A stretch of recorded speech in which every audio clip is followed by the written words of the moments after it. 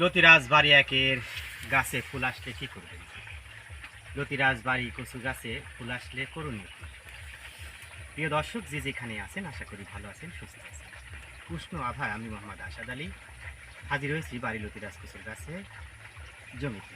তো দেখেন, এইদিকে আমরা একটু কাছে এসে দেখাই।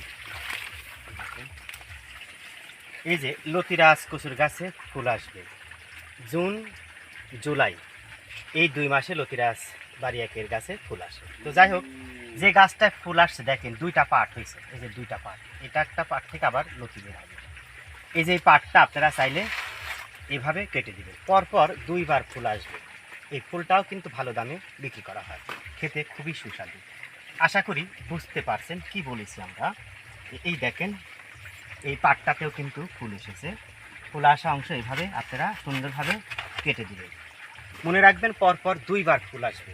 এই সিস্টেমে আপনারা কেটে দিয়ে জমিটা পরিষ্কার করে বেশি পরিমাণে সার দিবেন।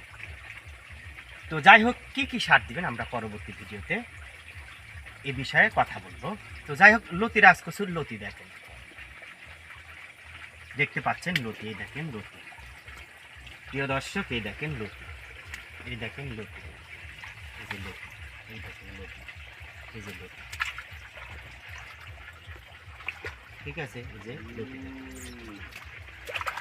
এমন লতি 12টায় 1 কেজি হয়ে থাকে। এখনও 2000 থেকে 2500 টাকা পাইকারি দরে বিক্রি করা হচ্ছে। যাই হোক, ভিডিওটি ভালো লাগলে শেয়ার করবেন। আল্লাহ হাফিজ।